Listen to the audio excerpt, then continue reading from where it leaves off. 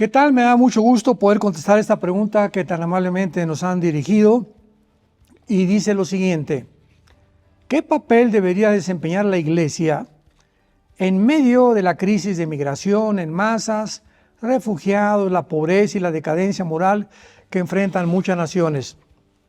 Gracias por esta pregunta, porque está muy bien postulada. No está culpando a la Iglesia de todo lo que está pasando, sino en medio de estas crisis de migración y en masas, que no es la culpa de la Iglesia. La pregunta es muy clara: ¿qué papel es el que debemos, como cristianos, de jugar? Muy bien. Y también la siguiente pregunta, porque son dos preguntas aunadas en una misma, dice así: ¿deberían los cristianos ver el aumento de tales o de la migración, las masas, los refugiados, como una oportunidad para la evangelización o como una prueba de fe? Bueno, en primer lugar, veamos cuáles son las responsabilidades de la Iglesia. Número 1, Mateo 28, 18 al 20. Jesucristo lanza una orden a todos nosotros: vayan al mundo. Esta es la responsabilidad primaria del cristiano. Prediquen el Evangelio. Hagan discípulos, bautizándolos en el nombre del Padre, del Hijo y del Espíritu Santo.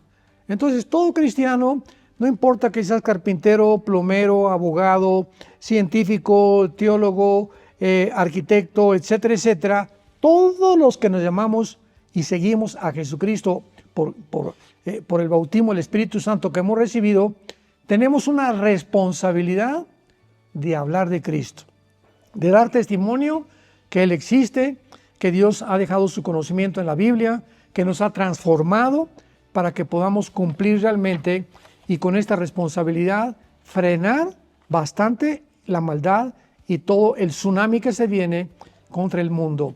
En Hechos 1:8, cuando ya la iglesia es formada por primera vez, antes de que el Espíritu Santo cayera sobre los discípulos, la misma orden se repite: recibirán poder cuando haya venido el Espíritu Santo y me serán testigos.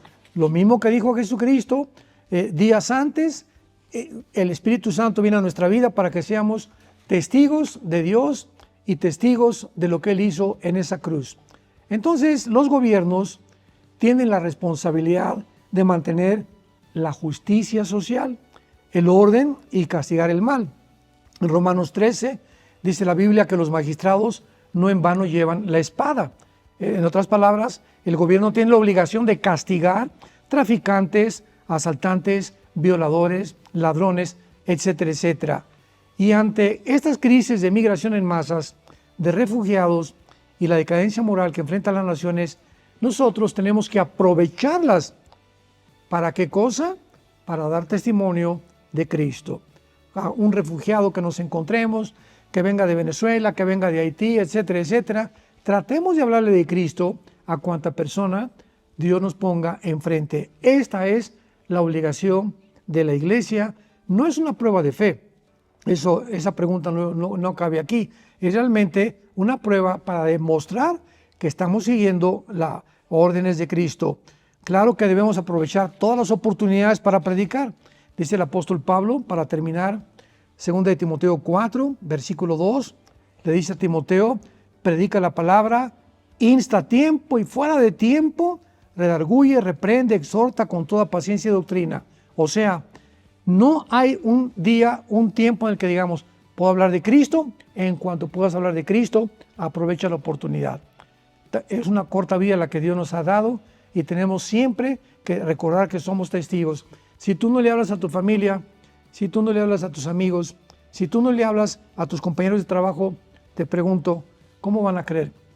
¿Cómo van a poder cambiar sus vidas cuando siguen siendo lo mismo y cuando pase el tiempo y sepan que tú estuviste viviendo junto con ellos y nunca diste testimonio de lo que hizo Jesucristo en esa cruz? Que Dios te bendiga y no dejes de predicar el amor de Dios en esa cruz.